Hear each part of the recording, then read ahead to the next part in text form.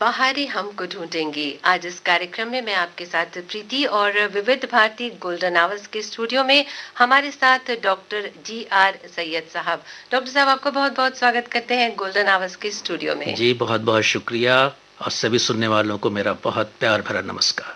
जी, doctor साहब Jamia Millia Islamia university में mass communication में प्रोफेसर हैं और आज हमारे साथ स्टूडियो में हैं। और बहारों ने किसे ढूंढा है, ये आज देखते हैं। आप हमारे साथ हैं तो कहीं निकल जाते हैं किसी ऐसी जगह में जहाँ पे वाकई में बहारें बिल्कुल छू के चली जाती जी जी जी बिल्कुल, चलिए उन वादियों में जहाँ फूल ही फूल हो, परियां ही परियां हो। बिल्कुल। तो आज जिस कलाकार की खुशबू बिखरेगी उनके लिए यही कहेंगे, महक रहा है चमन की तरह वो आईना, महक रहा है चमन की तरह वो आईना कि जिसमें तूने कभी अपना रूप देखा था। क्या बात है, जी, वाह वाह। परी सा चेहरा, उन्हें ब्यूटी क्वीन भी कहते हैं। मैं सोच रही थी कि उनका कौन सा नाम लूं, रोशन आरा या नसीम बानो। जी जी जी, परी चेहरा आपने कह दिया। परी चेहरा सिर्फ एक ही को नाम दिया गया था, वो थी नसीम बानो। उनके पोस्टर्स में भी उन्हें परी चेहरा नसीम बानो लिखा जाता था। जी, लेकिन उनका नाम रोशन आरा बेगम पहले।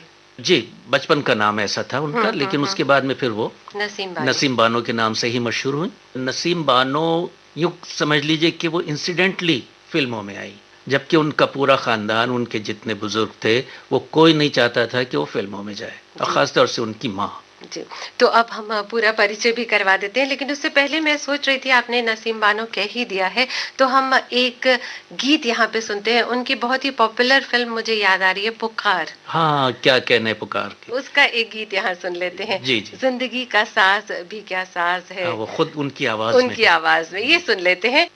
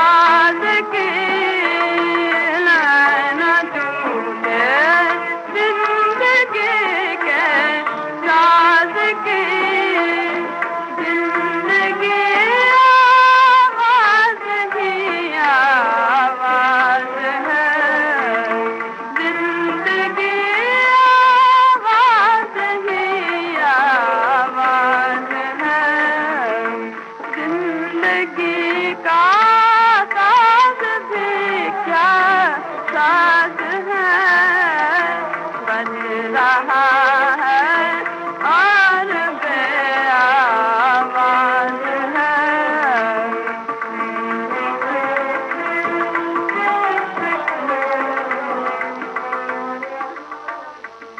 आज बहारों ने जिसे ढूंढा है वो है नसीम बानो। जैसे कि सैयद साहब हमें बता भी रहे हैं, परी सा चेहरा उनका, बहुत ही प्यारी आवाज भी, और यहाँ यूं कहेंगे सायरा बानो की माँ। अगर कोई याद करा है तो उसे बिल्कुल ध्यान आ जाए, याद आ जाए। और सायरा बानो को सभी जानते हैं और नसीम बानो को अब आप बिल्कुल याद कर रहे होंगे, और जिन्होंने पुकार देखी है उनके दिल में पुकार उठ रही होगी अब, है ना? थोड़ा सा और परिचय दे शमशाद बानो की दुलारी। और अगर हम यूं कहें हसनपुर के नवाब अब्दुल वाहिद खां की सुपुत्री नसीम बानो। आज हम उन्हीं की चर्चा कर रहे हैं, उन्हीं के बारे में बातें कर रहे हैं, और बहुत सारी बातें हैं। आपने सुंदरता की बात की तो मुझे एक बात कहने को जी चाह रहा है सैयद साहब। नसीम जी की सुंदरता ने दर्शकों का ध्यान अपनी ओर आकर्षित किया, और उनकी अदायगी ने तो हम सबका दिल ही चुरा लिया। बिल्कुल चुरा के ले गई। जी, मैं सोच रही थी थोड़ी सी चर्चा पुकार पे कर ले, क्योंकि जब वो घंटा बजता था तो सबके कान खड़े हो जाते थे कि क्या होने वाला है, और नूर जहां याद आ गई मुझे। जी। घंटा एक सिंबल था जी। अब वो घंटे का मतलब ये था कि कोई फरियादी आया है, वो अपनी शिकायत दर्ज कर रहा है। जी, चूंकि जहांगीर का इंसाफ बड़ा मशहूर था सबके साथ में, वो चाहे गरीब हो या अमीर हो। जो फिल्म बनी पुकार, वो अदले जहांगीरी पे बनी। एक हिंदुस्तान की शान और शौकत उसमें दिखाई गई है। उस वक्त का एक जो शिकोह था बादशाहत का, वो उसमें दर्शाया गया है। और कहानी हिस्ट्री से ली है, लेकिन कितना फैक्ट है वो अलग बात है। नसीम बानो इसमें बनी है मलका नूर जहां।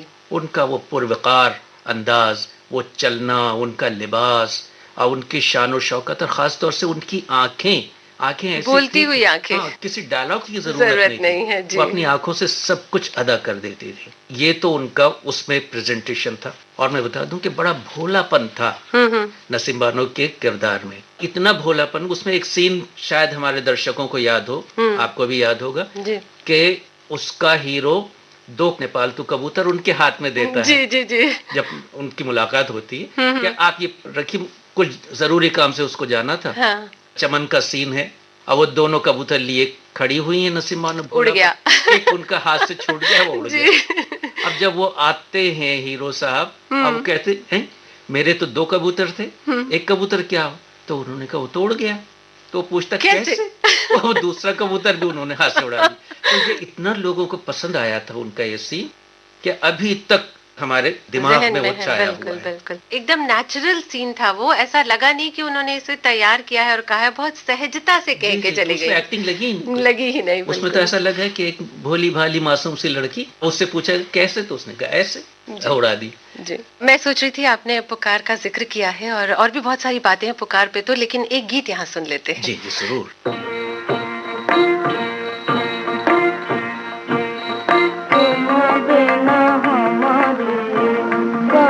खबर गोवर्धन गिरिधारी, गोवर्धन गिरिधारी। भक्त मीरा की विपदा में बसे, भक्त मीरा की विपदा में बसे, काम तुम्हें तो आए थे, काम तुम्हें तो आए थे। शंकर जी के मुश्किल में तुम, शंकर जी के मुश्किल में तुम, कृपा बन कर छाए थे,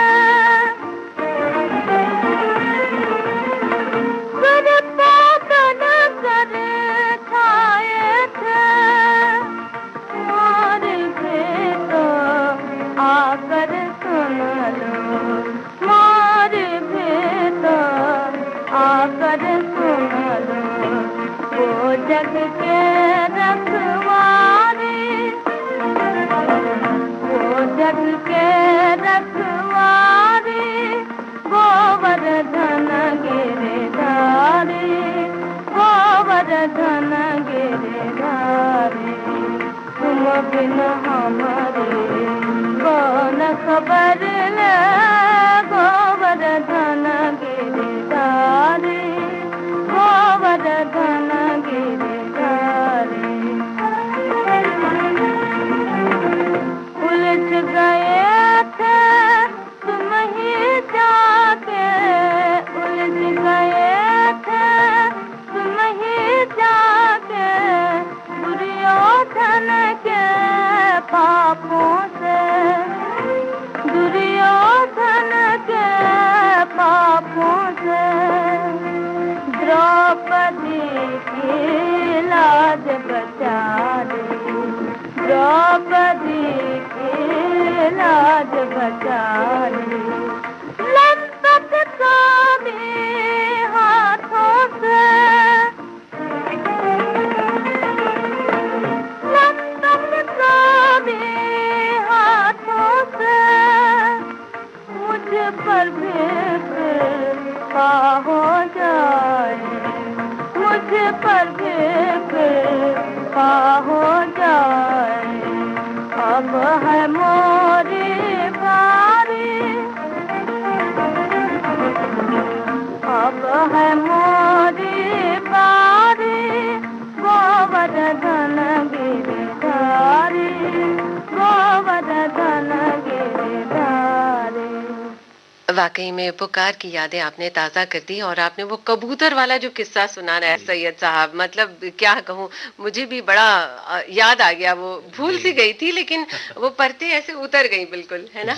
मेरा मन करे एक बार पुनः देख ली जाए इसे। बिल्कुल बिल्कुल देखना चाहिए। जो हमारे सुन रहे हैं लिसनर्स उनको बहुत जरूरी है कि अपने पुरानी क्लासिक्स को देखें। और ये वो फिल्म है जहां से एक मोड़ आया है हमारे हिंदुस्तानी फिल्मों में। उससे पहले इस तरह का ट्रेडिशन नहीं था।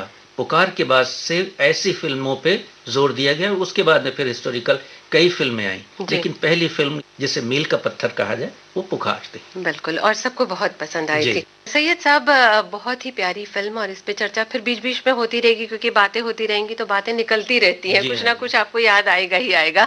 लेकिन अगर हम नसीम बानो के फिल्मी सफर की बात करें तो 1930 के दशक से उन्होंने शुरुआत की थी और 1950 के दशक तक उन्होंने बहुत सारी बेहतरीन फिल्में की हैं और अलग अलग तरह का किरदार निभाया है। बिल्कुल, और अपना जलवा तो बिखेरा ही है, इसमें कोई दो राय नहीं है। लेकिन जहाँ तक उनके बचपन की याद आती है मुझे, उनकी जो माँ थी शमशाद बानो, उन्हें डॉक्टर बनाना चाहती थी। जी हाँ। लेकिन मानने को तैयार नहीं थी। कलाकार जो होता है ना वो मानता नहीं है, कला कहीं ना कहीं से निकल ही आती है। और पठन पाठन की बात करें तो दिल्ली में पढ़ी लिखी हैं वो, लेकिन पालकी में जाती थी जी। तो इस पर भी मैं चाहूंगी थोड़ा सा उनके बचपन की याद ताजा करें। एक तो ये कि परी चेहरा उन्हें कहा जाता था जी। लोगों को मालूम नहीं कि परी चेहरा आखिर क्यों कहते थे। आमतौर से ये कि भाई जो हसीन है उसको परी कह दिया। बचपन में कहानियां सुनाते हैं लोग, अब हम भी सुनते थे, आपने भी सुनी होगी, उसमें परियों का जिक्र जरूर आता था किसी न किसी कहानी। नानी दादी की कहानी में परी ना हो, और हम कहते भी थे आपने परी के बिना कैसे कहानी पूरी कर दी, और परी का डंडा कहाँ है। जी जी जी बिल्कुल सही कहा। चांद पे परियां रहती हैं, ये एक कॉन्सेप्ट है, बच्चों को भी बताया जाता है कि चांद जो है वो वहां पे परियां रहती है। अब उसी बचपन में ही जब ये छोटी छोटी थे तो उस वक्त कोई बुजुर्ग ने कहानी सुना रहा था, तो कहानी सुनाते सुनाते परी का जिक्र आया, तो किसी ने ये पूछा कि परी कैसे होती है, तो उन्होंने कहा नसीम जैसी होती है। क्या बात है, क्या बात है। तो ये उनका बचपन ही से उनको परी कहने लगे थे लोग जी। तो उनका चेहरा वाकई परियों वाला। जब तस्वुर कीजिए कि आखिर परी होती कैसी होगी, तो नसीम बानो को देख लीजिए, ऐसे ही होती होगी, बस उनमें पर नहीं है। परियों के शायद पर हुआ करते, परी को देखा किसी ने नहीं, लेकिन जो हमारे जहन में एक कॉन्सेप्ट है परी का, तो बाद में भी उन्हें परी चेहरा नसीम ये पूरा नाम दिया गया। जी जी जी। तो जब उनके पोस्टर्स लगते थे फिल्मों के, उसमें पूरा नाम ये होता था, परी चेहरा नसीम बानो। उनका नाम ही वही हो गया था। एक गाना मैं सोच रही थी, यहाँ सुन लेते हैं सैयद साहब। उनकी बहुत सारी फिल्में आई थी, एक फिल्म मुझे याद आ रही है, शीश महल। मैं सोच रही थी कि इसका एक गीत सुन लेते हैं।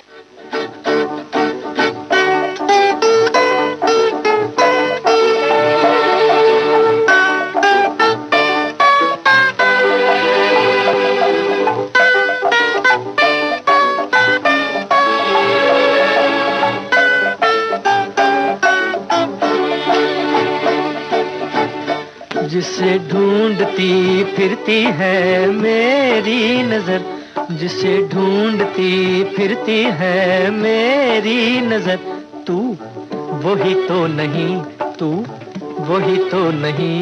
जी वही तो हूँ मैं, जी वही तो हूँ मैं, याद करती हूँ जिसको मैं शामों सहर, याद करती हूँ जिसको मैं शामों सहर, तू वही तो नहीं।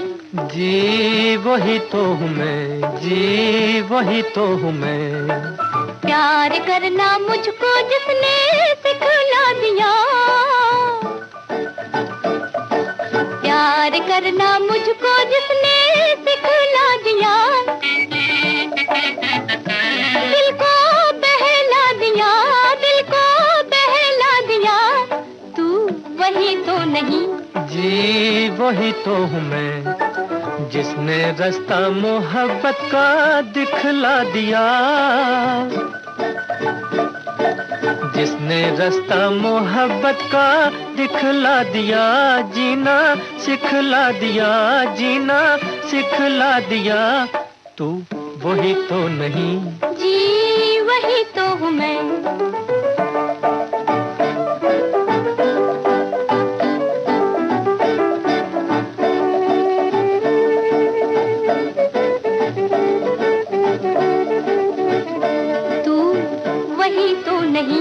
जिसने दिल ले लिया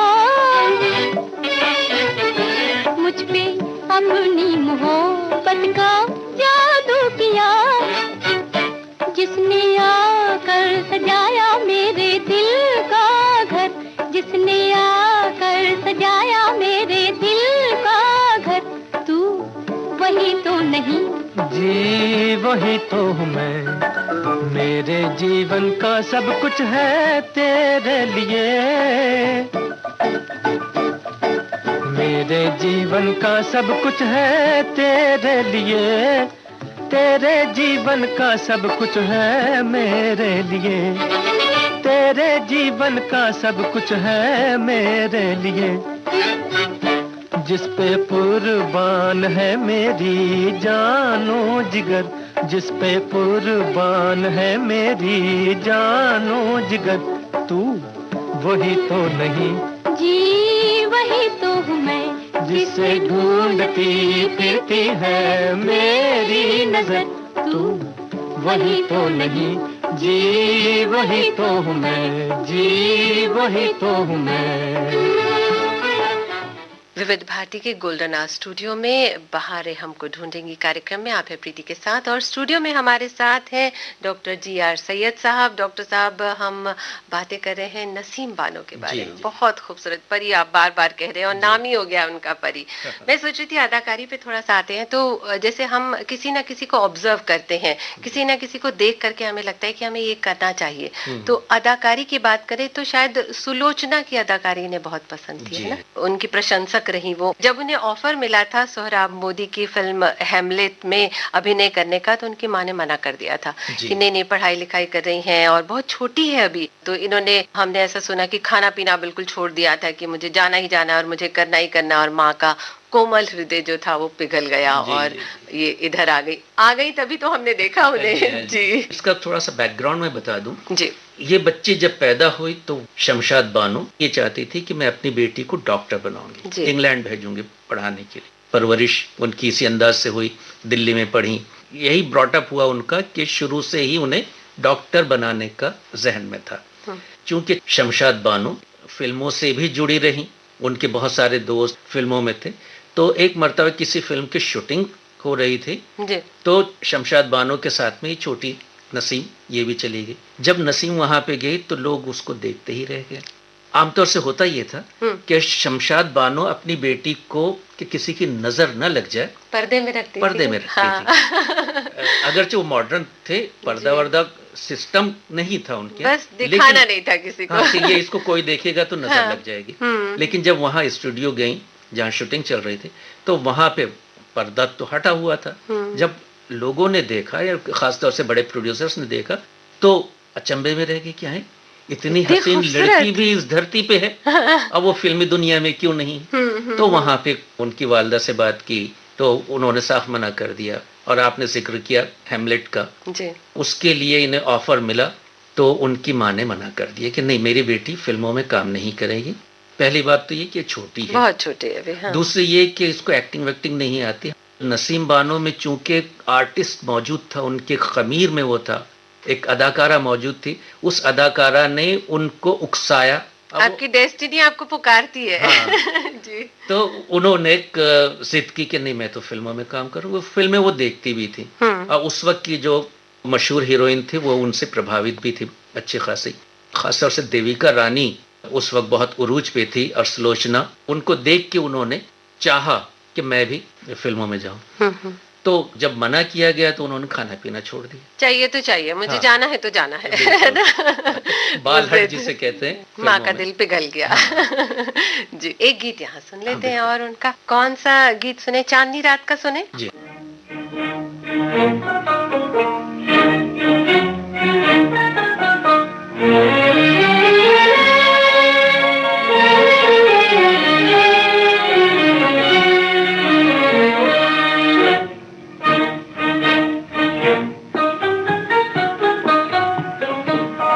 दिल हो उन्हें मुबारक जो दिल को ढूंढते हैं, जो दिल को ढूंढते हैं।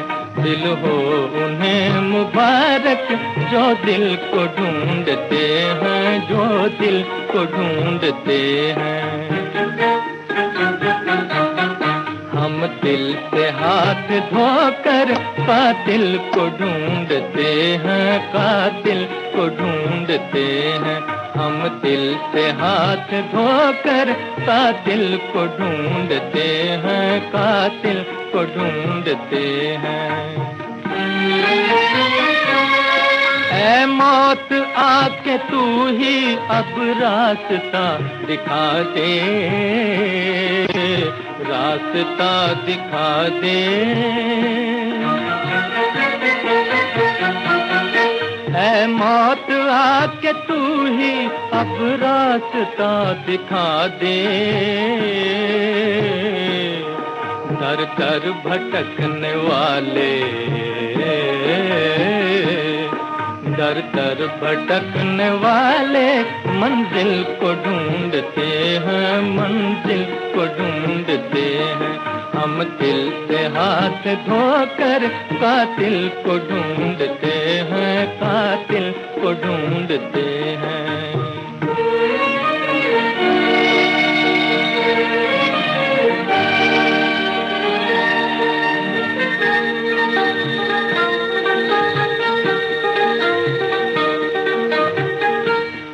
जब मिट रही हो हंसती खो जाए दिल तो क्या गम, खो जाए दिल तो क्या गम।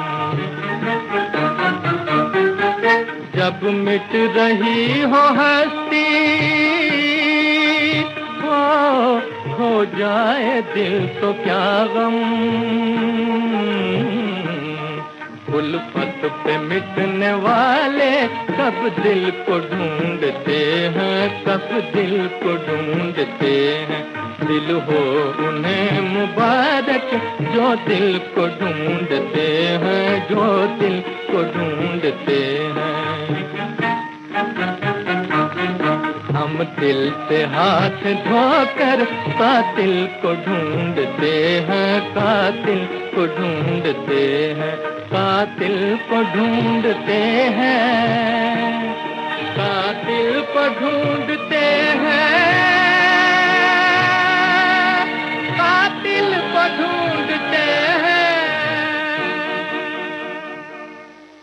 बहुत ही प्यारी प्यारी और अच्छी अच्छी बातें हो रही हैं। स्टूडियो में हमारे साथ जी.आर. सैयद साहब। सैयद साहब, मैं ये सोच रही थी कि सोहराब मोदी के साथ उन्होंने खान बहादुर की 1937 में तलाक आई, उनकी 1938 में मीठा जहर, बासंती 1938 में ही आई। पुकार की शूटिंग लगभग 1 वर्ष तक चली।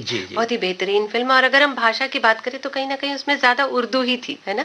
और आपने शायद उस पर किताब भी लिखी है। जी। निर्माता निर्देशक इसके सोहराब मोदी ही, भूमिका में सरदार संग्राम सिंह की और चंद्रमोहन जहांगीर और वाह, मल्लिका आजम, नूर जहां, क्या बात है। और हम चर्चा कर ही रहे हैं, लेकिन इस दौरान जो एक वर्ष में इन्होंने गीत भी सीखा, गाना भी सीखा और घुड़सवारी भी सीखी, जो हम कह सकते हैं कि कहीं ना कहीं लड़कियों में ये चीज देखने को नहीं मिलती थी।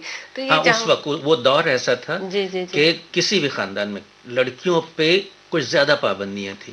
यहाँ तक कि साइकिल को छूना भी उनके लिए मुश्किल था। लेकिन नसीम बानो ने सबसे पहले तो साइकिल चलाना सीखी बचपन में ही, फिर घुड़सवारी का आपने जिक्र किया, वो उनके खून में बसा हुआ था। मतलब हर चीज उनको आती है, है ना।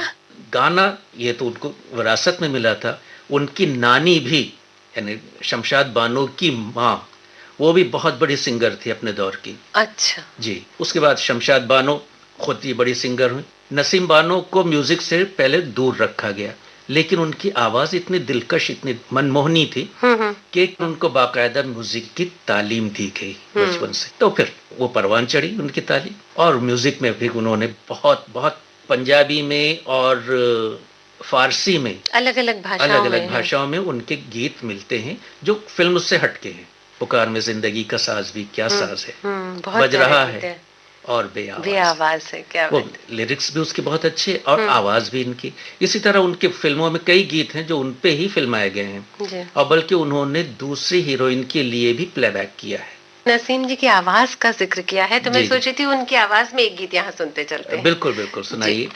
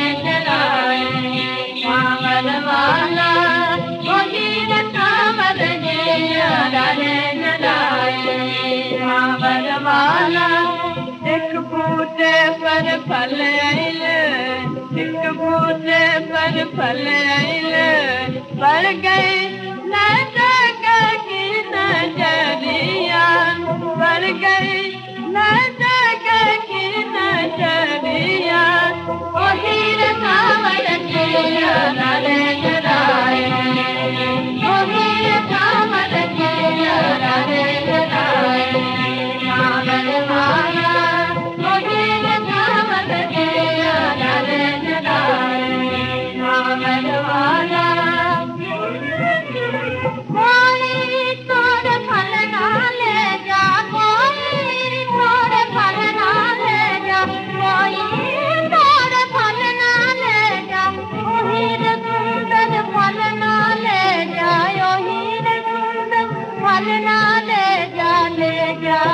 सावर वाला हीर सावर के यारे जराए, हीर सावर के यारे जराए, सावर वाला हीर सावर के यारे जराए, सावर वाला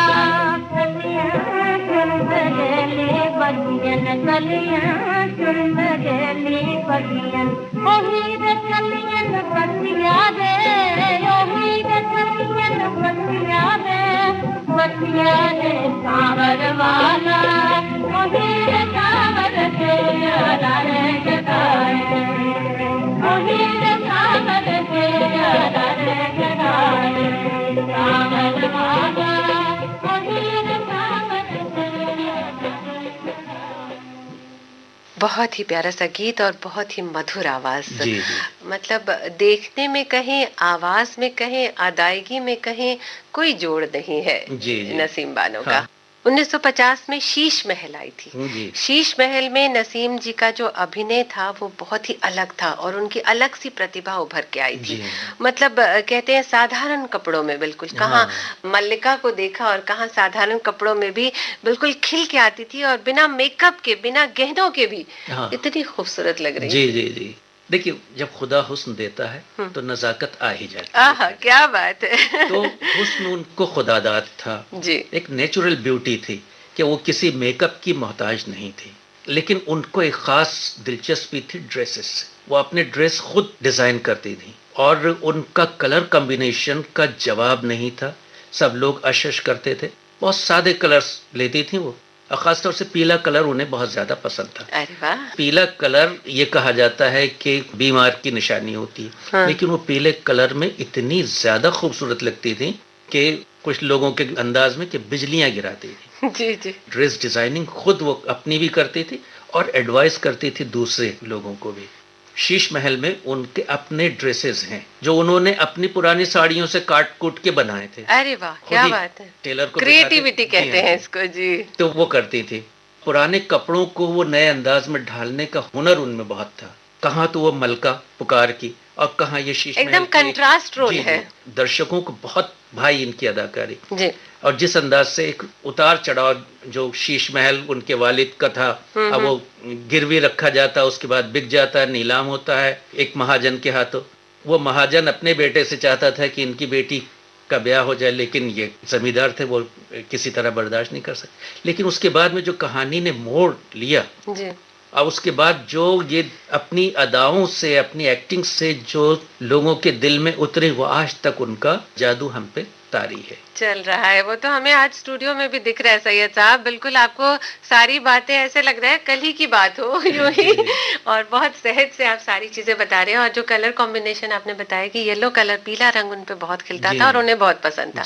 आपने ड्रेस डिजाइनिंग की बात की तो मुझे याद आ रहा है कि सायरा बानो जो बाद में फिल्म में आई थी, उनकी बिटिया, उनकी भी बहुत सारी फिल्मों की ड्रेस डिजाइनिंग उन्हीं की है, नसीम बानो जी की है हाँ, उसके बाद तो नसीम बानो ने ये किया था कि जब फिल्मों में बेटी आने लगी तो उन्होंने फिल्मी दुनिया से किनारा कशी, यानी एक्टिंग नहीं किया उन्होंने, लेकिन फिल्मों से वैसे ताल्लुक रहा, जुड़ाव रहा। और फिर उन्होंने ड्रेस डिजाइनिंग का अपना वो जो हुनर था, वो जो फन था छुपा हुआ, उसको बाकायदा उन्होंने किया और एक ड्रेस डिजाइनिंग का स्कूल उन्होंने कायम कर लिया था। वहीं पे खुद भी करती थी और दूसरों को भी सिखाती थी।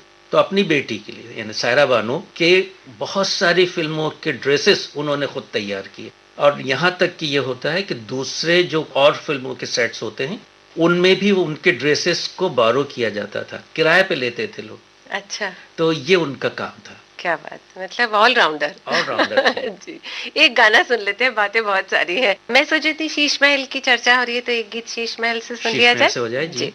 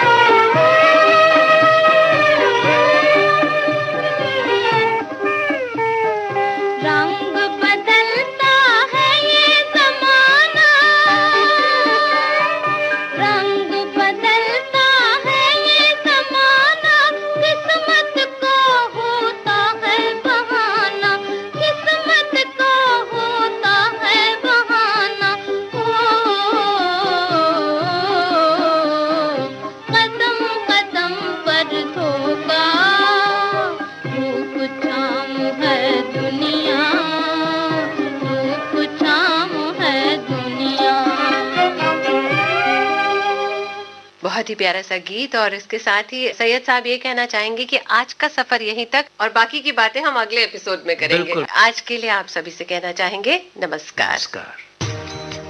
हमारा जिक्र भी होगा, हमारी बात भी होगी।